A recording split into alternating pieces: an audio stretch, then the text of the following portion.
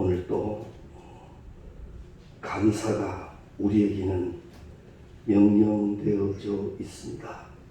때문에 감사가 다 찾아지고 감사가 될 수 있도록 우리가 더욱더 힘써야 할 것입니다. 성령은 동일하게 역사합니다. 우리로 감사하게 하고 계십니다. 때문에 우리가 반드시 사람의 논리로는 되지 않는 부분이 주의 영이 깨닫게 하시는 은혜 가운데 감사가 되어질 수 있기를 바랍니다. 우리는 예상치 못한 어떤 좋은 것을 갖게 되었거나 또 내가 노력한 그 이상의 성과를 거둘 때 우리가 참 기뻐하고 좋아했지요. 참 좋다, 참 기쁘다 그랬었는데 그것이 어떻게 큰 축복이 되어서 나의 일상에 반복되는 일이 되어가면은 감동이 자꾸 줄지요. 당연한 것이 되어져 가고 그것이 마치 일상에 그저 이루어지는 것으로 그렇게 되어버리는 경우들도 많습니다. 우리나라도 그렇고 우리 개인적으로도 참 많은 축복을 받았습니다. 분명 축복입니다. 참 좋은 축복. 불과 얼마 전에 사람들은 생각지도 못했던 그런 것을 많이 누리고 삽니다. 그런데도 그것이 당연한 것이 되다 보니까 이제는 큰 감동이 없습니다. 그래서 이런 말도 유행하지요. 소확행이라는 말도. 소소한 것에도 행복을 찾자라는 그런 말이 유행하기도 합니다. 오늘 이 본문 말씀에 보면 하나님의 계획가 오벳 에돔의 집에서부터 이제 다윗 성으로 옮겨지게 됩니다. 그토록 사모하고 기다렸던 일이 이제 이루어지게 되니까 다윗이 너무 좋아서 그 하나님의 궤 앞에 새 옷을 입고 춤을 추는 장면이 나옵니다. 다윗은 왕이 된 후에 오랫동안 방치되었던 하나님의 이 언약 궤를 다시 다윗성에 드리기를 그렇게 힘썼습니다. 많은 어려움이 있었습니다. 우여곡절 끝에 드디어 이 하나님의 궤가 다윗성에 들어오게 되지요. 오늘 14절에 보면 다윗이 여호와 앞에 힘을 다하여 춤을 추는데 라고 기록을 합니다. 다윗이 하나님의 궤 앞에서 엉거주춤한 게 아닙니다. 힘을 다하여 춤을 추었다는데 과연 그 모습이 어떠했을까 상상을 해봅니다. 그의 아내 사울의 딸 미갈이 그 모습을 보고 아주 비웃는 그런 업신여기는 여길 정도로 다윗이 춤을 추었다는 보니까 아마 아주 정말 기쁜 어린아이의 모습으로 어떤 격식도 없이 그 앞에서 그저 좋아 어쩔 줄 몰라 했던 다윗의 모습을 우리는 생각해 볼 수가 있습니다. 여기서 힘을 다했다라는 말은 자 보십시오. 다윗은 지금 한 나라의 왕입니다. 나름대로의 위치가 있습니다. 온 백성이 함께 모였습니다. 하나님의 궤도 하나님의 궤이지만 지금 엄청난 하나님의 백성들이 그 자리에 있는 거예요. 거기에서 다윗의 모습은 힘을 다하여 그 앞에서 춤을 추고 있는 거예요. 사실 체면을 따진다면 그럴 수 없죠. 자고로 내가 왕인데 그저 점잖하게 좀 권위를 가지고 그렇게 할 수도 있었겠지만 다윗은 하나님 앞에서는 그러지 않았더라. 얼마나 좋았어. 우리 성경 말씀에도 이 말씀을 준비하면 이 말씀이 생각이 납니다. 구속한 주만 보인다. 오직 예수만 보인다. 아마 사도 바울이 믿음의 다름박질을 할 때도 이러지 않았나 싶습니다. 주위의 상황과 환경이 그를 몹시 힘들게 해도 그게 보이는 것이 아니라 표대 대신 예수가 보이니까 그는 달릴 수가 있는 거예요. 눈을 들어 주를 보라 하지요. 하나님의 괴를 하나님의 괴로 분명히 보는 자는 이러한 현상이 난다. 지금 나의 나아됨이 하나님의 은혜이기에 그 은혜 앞에 어쩔 줄 몰라하는 감격에 춤을 춘단 말이죠. 우리에게도 이러함이 있었으면 참 좋겠습니다. 너무 은혜롭고 너무 감사해서 정말 하나님 앞에 어떻게 표현을 해야 될는지 내가 할 수 있는 춤으로 표현할 수 있다면 내가 춤을 출 수 있는 모든 것, 찬양을 할 수 있다면 내가 소리질러 찬양할 수 있는 그 전부, 물질로 드려야 한다면 내가 가진 모든 것들, 이런 감격의 은혜를 우리가 누릴 수 있어야 할 것입니다. 기쁨에 겨워서 감사하고 감격한 다윗의 춤을 우리는 꼭 한번 좀 생각해 보아야 할 것입니다. 우리에게도 때로는 주체가 안 될 만큼 기쁨이 넘치는 순간들이 있습니다. 그래서 이렇게 말하는 이들도 있습니다. 이대로 죽어도 여한이 없겠다. 그만큼 좋은 일이 있을 수도 있습니다. 그런데 우리 오늘 이 본문 말씀을 통해서요, 이 하나님 앞에서의 이 감격, 이 은혜, 이 감사는 잃어버리지 말아야 합니다. 이것은 회복되어져 있어야 합니다. 우리의 삶 일상적인 삶 속에서도 이러한 은혜가 계속되어야 되지만 신앙생활 속에서는 더 분명해져야 합니다. 주로 인한 기쁨은 하나님이 멈추시는 게 아니거든요.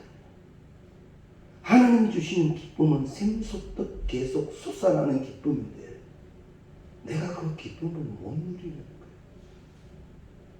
그래서 우리는 하나님 그 기쁨이 계속되도록 나를 회복시켜 주옵소서. 주의 것이면 전부가 될 수 있는 그 은혜가 되어져야 한다라는 말입니다. 세상에 어떻든 관계없이 나는 주님 안에서 기쁨을 회복하겠다는 이 분명함이 있어야 합니다. 이미 주님은 우리에게 기쁨을 다 주셨어요. 그래서 감사하게 하셨고요, 항상 기뻐하라 하셨습니다. 이제 내 편의 문제입니다. 내가 그것을 얼마나 누리느냐라는 거죠. 감사하라, 기뻐하라, 이걸 명령으로 주실 때는 반드시 그런 현장이 우리에게 있다는 거죠. 그런데 그걸 못 누리는 것은 하나님이 주시는 것이 미흡해서 그런 것이 아니라 내가 그거를 못 누리게 된다는 거죠. 자, 보십시오. 이스라엘 백성들이 출애굽해서 아침마다 광야에 나가서 거두는 것이 만나입니다. 하나님은 어김없이 아침마다 만나를 내려주시는데 거두는 자, 거두지 않는 자의 차이는 엄청난 거예요. 반드시 오늘, 어제도 주셨던 그 하나님이 오늘 또 주실 것을 믿으면 나가서 거두기만 하면 돼요. 근데 사람의 머리가 말이에요. 아유, 내일은 하루 쉴란다. 그리고 이틀치를 거두었더니만 그 그 이틀째 되는 것은 서로이더라는 거죠. 하나님은 반드시 약속대로 주시는데 그것을 내가 어떻게 하느냐, 여기에 문제가 발생한다는 거죠. 다윗이 이 하나님의 은혜를 얼마나 누렸든지 우리가 잘 아는 시편 23편을 우리가 잘 비유들죠. 여호와는 나의 목자시니 내게 부족함이 없으리로다. 내가 사망의 음침한 골짜기를 다닐지라도 내가 해를 두려워하지 않을 것은 주께서 나와 함께 하시니. 그가 그 아들의 압살롬의 위협에서부터 도망가면서도요,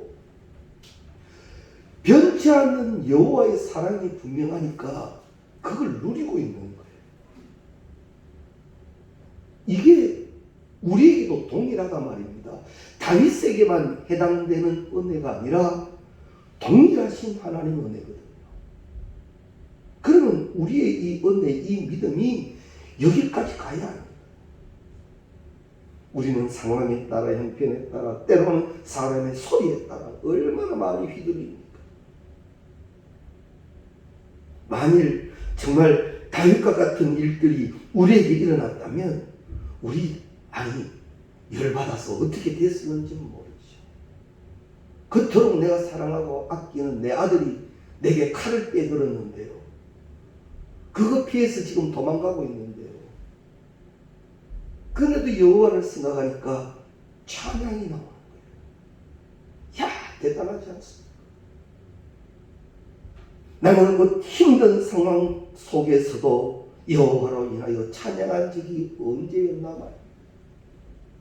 하박국이 불렀던 그 노래를 나는 언제 불러보았나라는 거지.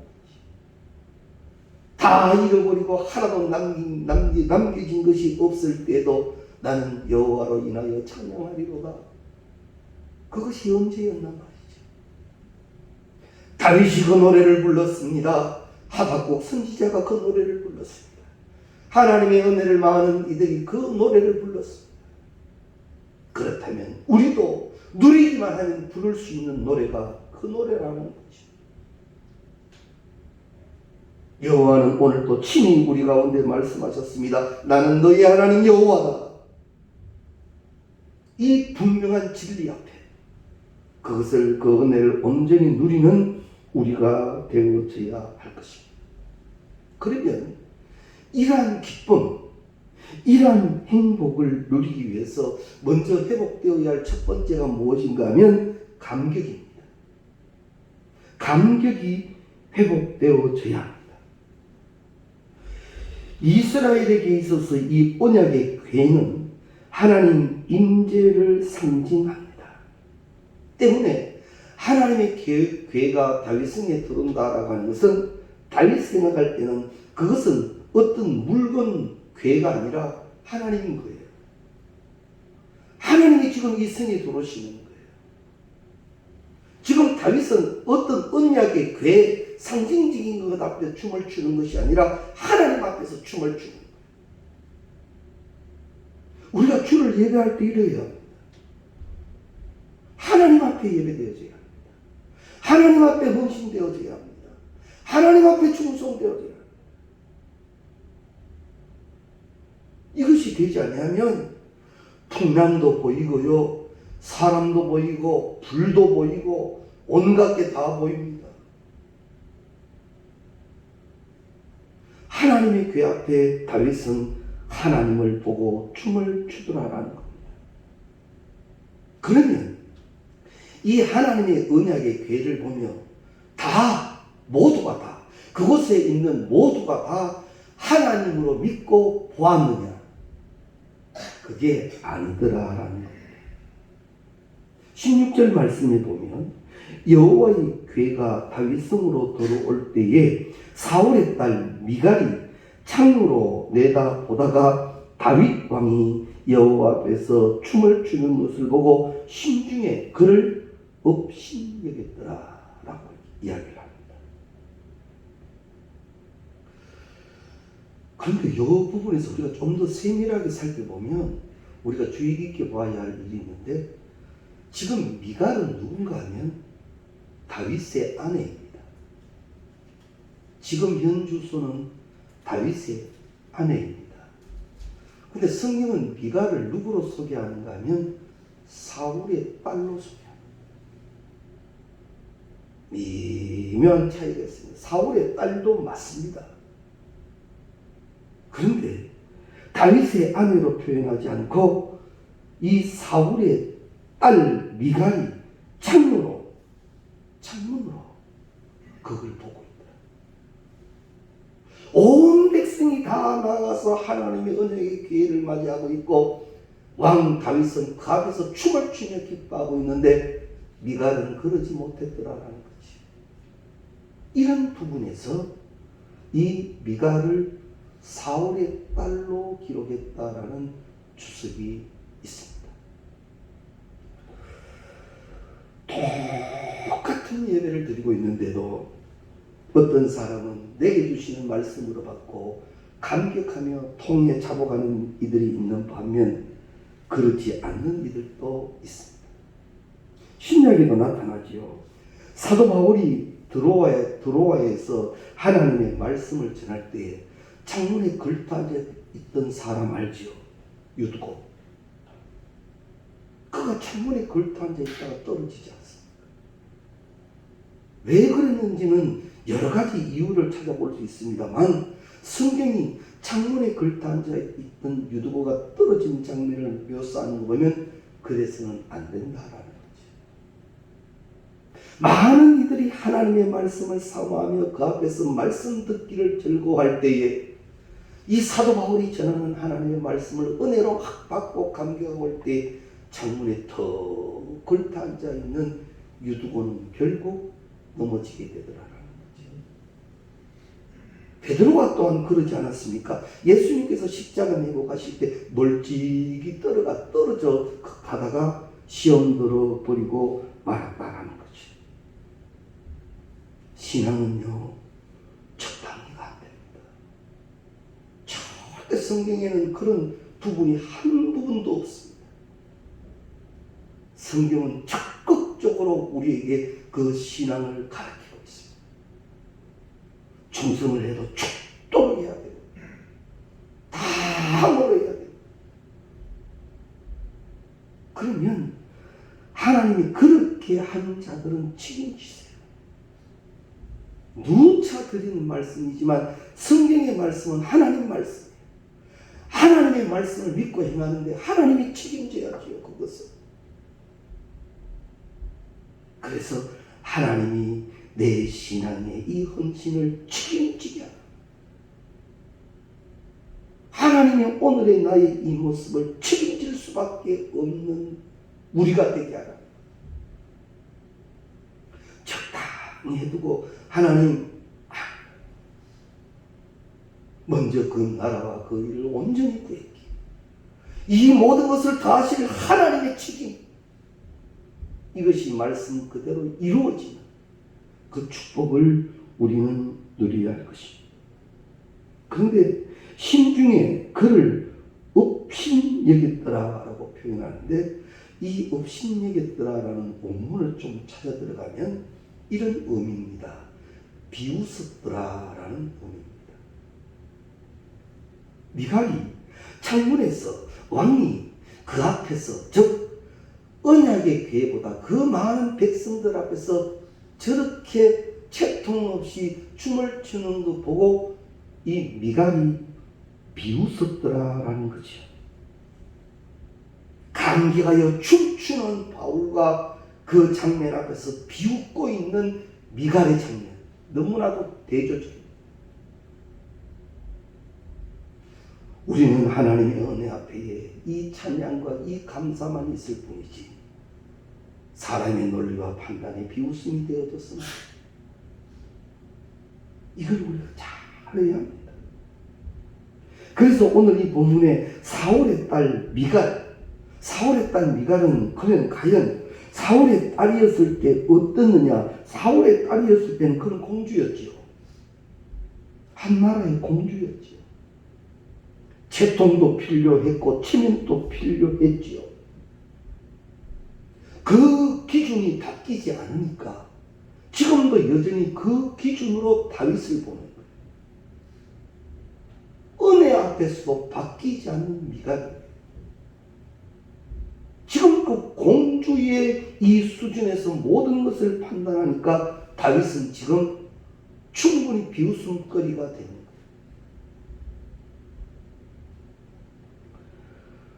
우리가 은혜 앞에는 오직 은혜로만 누릴 줄 알아야 되고, 하나님 앞에서는 오직 하나님의 은혜만 가득해요.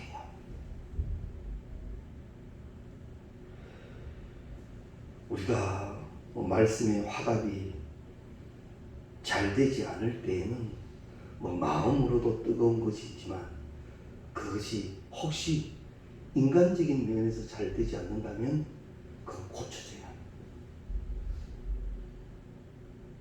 합니다. 찬양이 인간들 앞에 하는 게 아니거든요. 하나님께 드리는 기도이지 않습니까? 주여 내 찬양을 받으시옵소서. 내 기도도 하나님께 드려지는 것이지 않습니까?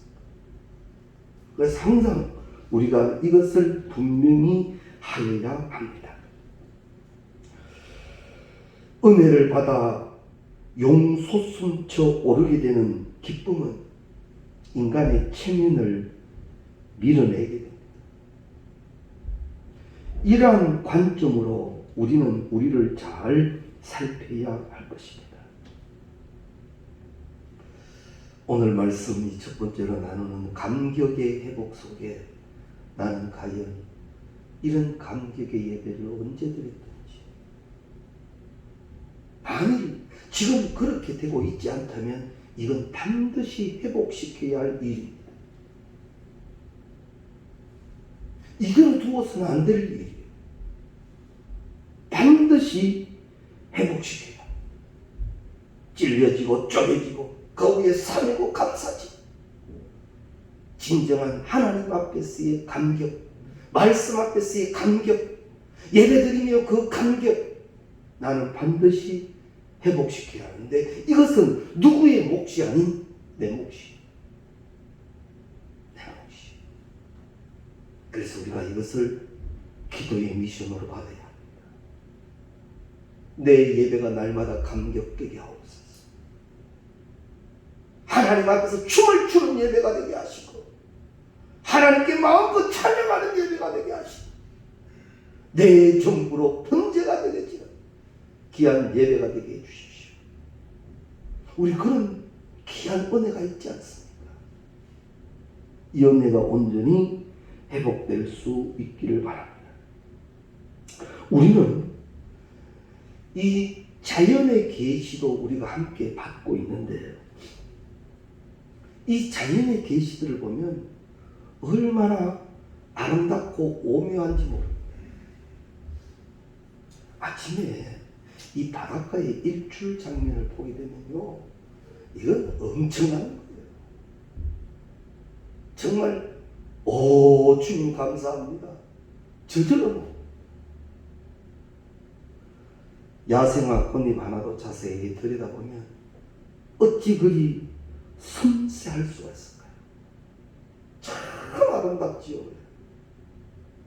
그러면 하나님께서는 이렇게 만들어두고 우리를 보게 하실 때는 이걸 계시로 받는다면, 자연의 계시로 받는다면요, 이 속에 계신 하나님의 솜씨. 우리 그리스도인들은 창조주 하나님이시기 때문에 모든 것을 자연 속에서 아름다움을 보며 여호와를 생각해야 합니다. 이것이 여호와 경외의 신앙의 한 방법이라는 거죠.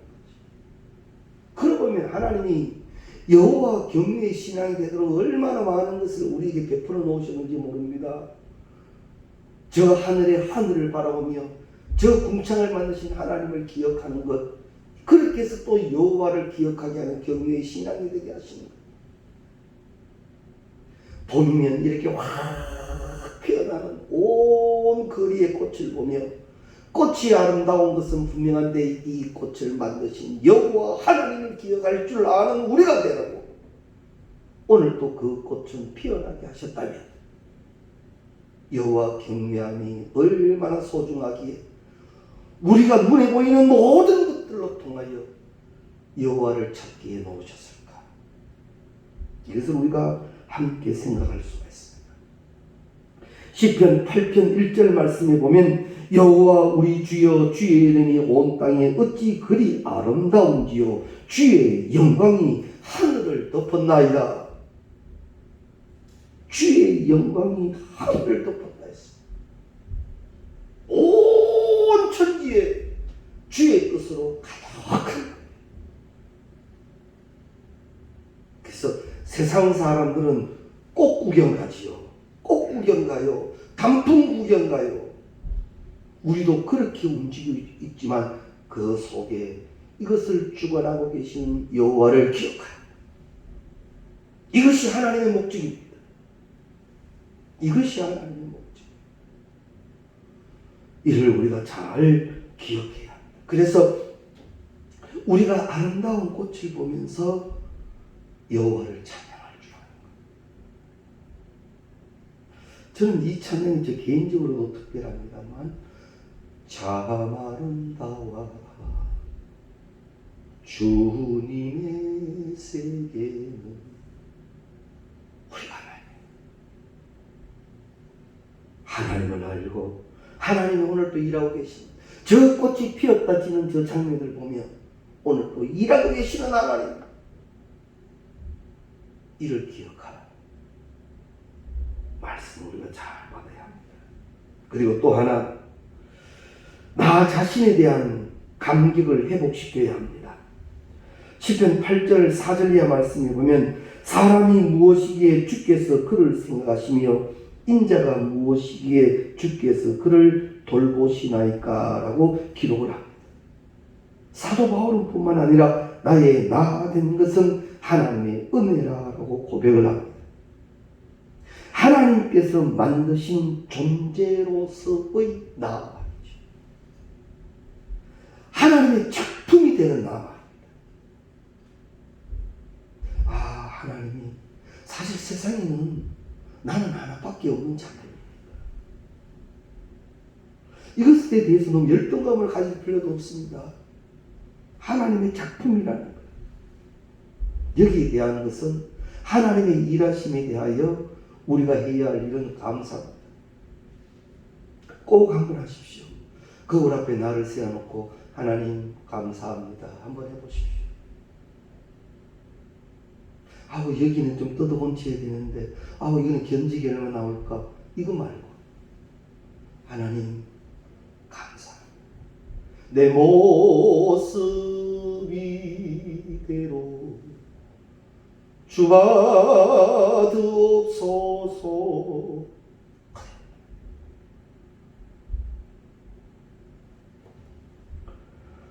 은혜 받고 나면 나의 나됨이 감격스러워.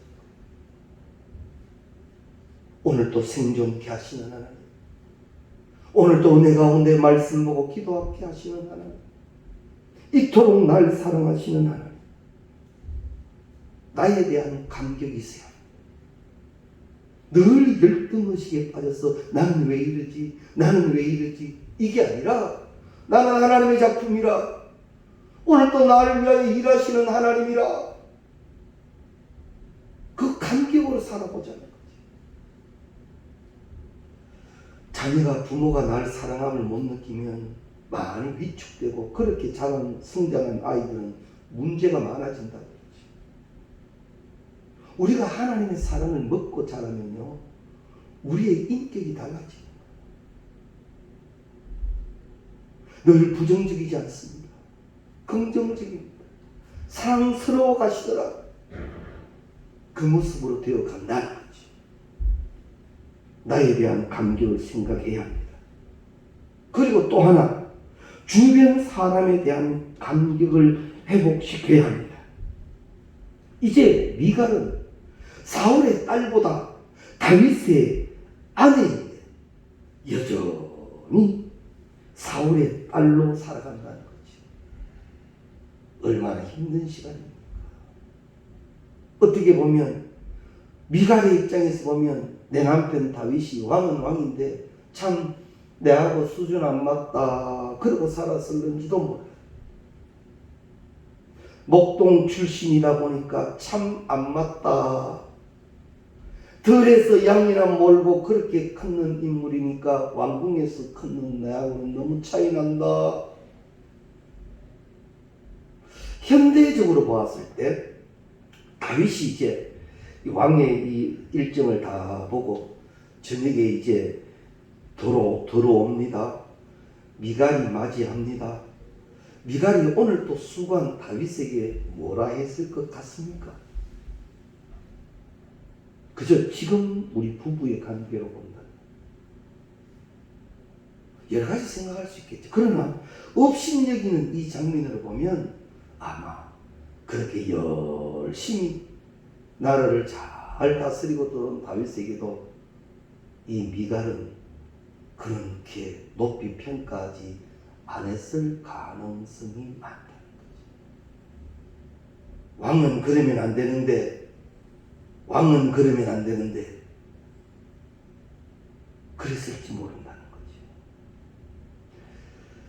만일 현대의 가정 속에 남편이 이제 일을 마치고 저녁에 집으로 돌아오면 아내됩니다. 그 남편을 맞이하며 오늘도 수고하셨습니다. 이 한마디가 이건 세상에 그 무엇과 바꿀 수 없는 기쁨이죠.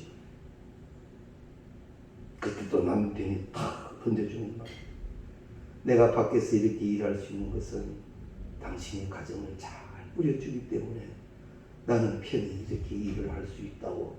멋지지 않습니까? 멀리 갈 것 없이 가정 안에 부부 사이에 자녀와 부모 사이에 형제들 사이에 이런 감격이 이제는 회복돼야지. 어쩌다가 한번 정말 힘들게 온 식구와 같이 식사를 하게 되면 거기에 나눔이 따뜻하며 사랑이며 서로를 위한 게 될 텐데 또 지적되고 또 아파지고 이건 아니라 너가 있어 행복한 나로 감격할 줄 알아요. 나 스스로의 감격도 중요하지만 너로 인한 감격 그것을 표시할 수 있었으면 좋겠습니다.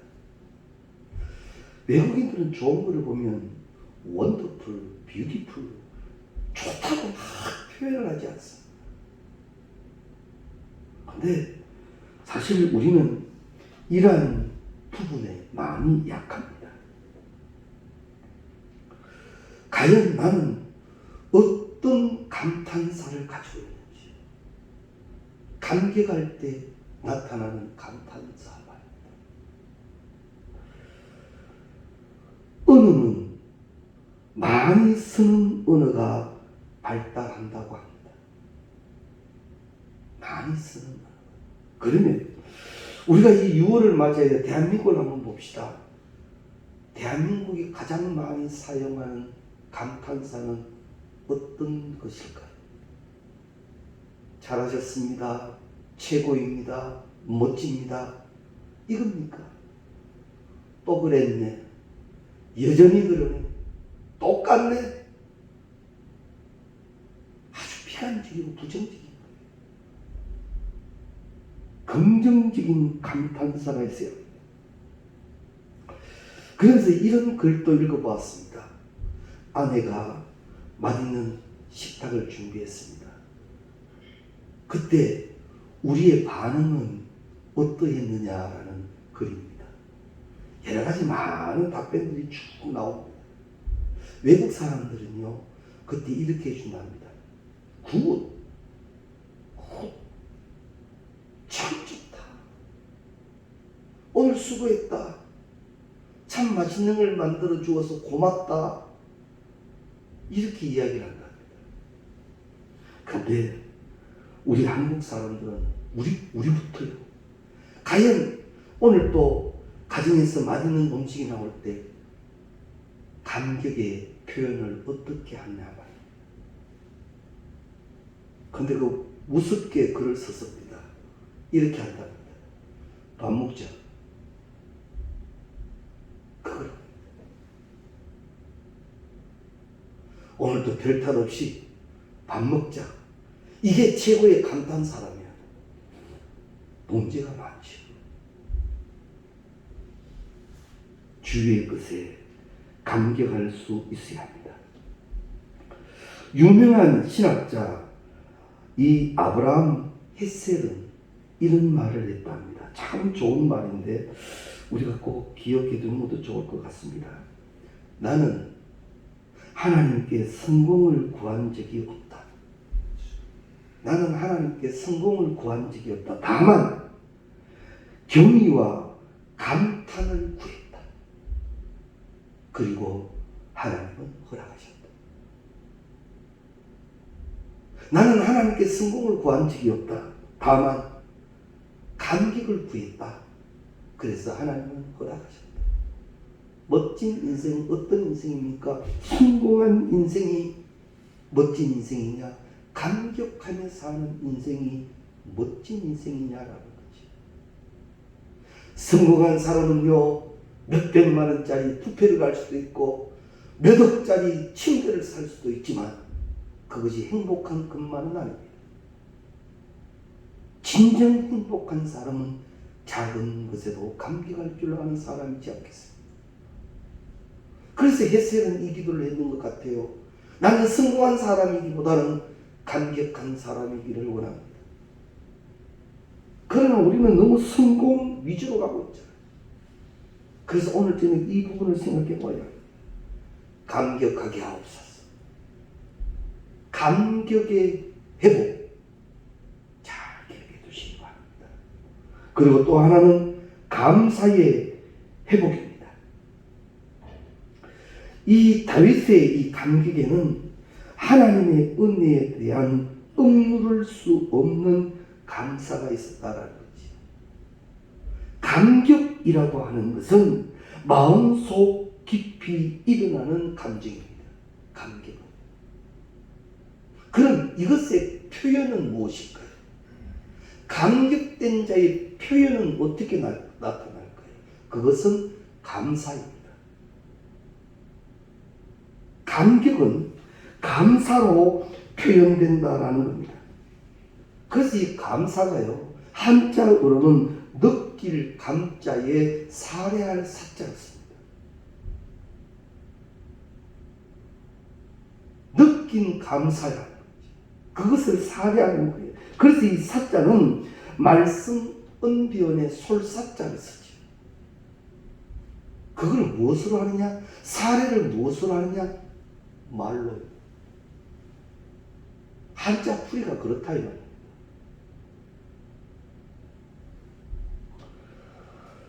우리가 감격에 있고 감사하기를 원했습니다. 그래서 어떤 조그마한 것을 준비했습니다. 그러나 그것을 온전히 다 감사로 전달하지 못했다면 이런 말이 있습니다.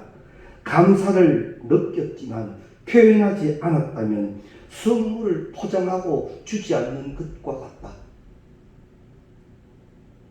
그래서 우리는 포장만 해놓고 전달하지 못한 선물이 있어서는 안 됩니다. 전달해야 합니다. 이 감사와 감격이 녹아져 있는 이 은혜를 표시하는 말을 할 줄 알아요. 그래서 성경은 우리에게 이 범사에 감사하라 하죠. 그래서 누구에게 마음으로만이 아니라 표현되는 말, 축복할 것 축복하고 감사할 것 감사, 서로가 위로할 것 위로하는 이 말의 축복도 우리가 회복시켜야 할 것입니다. 그런데 이 다윗이 우리가 읽지 않았습니다만 21절 말씀을 보면 다윗이 미갈에게 이르되 이는 여호와 앞에서 한 것이니라. 내가 하나님 이 백성들 앞에서 이거 한 게 아니다. 나는 여호와 앞에서 했다라고 기록을 합니다. 감격과 감사의 표현이 여호와로 인하여 되어지더라. 오늘 저녁 말씀이 우리가 들어야 할 것은 꼭 이겁니다. 나의 감격도 나의 감사도 여호와로 인하여 되어져야 한다라는 사실.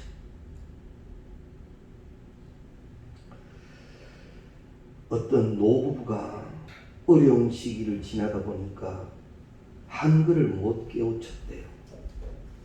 근데 요즘 시대가 좋아서 늦지막히 이 한글을 배웠답니다. 그리고 이 두 노부부가 글을 썼는데 제일 먼저 하고 싶은 글을 쓰라 했더니만 이 글을 썼답니다. 여보 사랑해. 그 글자를, 이 5글자를 썼더랍니다. 마흔이 배워서 석박사 하면 뭐합니까? 그죠? 진정 누릴 것 못 누린다면 아무 소용없는. 늦지막히 한글 깨우쳐도 서로가 서로를 위하여 이렇게 감사, 사랑을 표현할 수 있다면 이분들이 누리는 것은 석박사 이상이랄 거죠. 그래서 우리는 감격, 감사에 회복되고 그것이 상황에 따라 움직여지는 것이 아니라 이 다윗처럼 여호와로 인하여, 신앙으로 인하여 되어지는 우리 모두가 되시기를 주의 이름으로 축원합니다.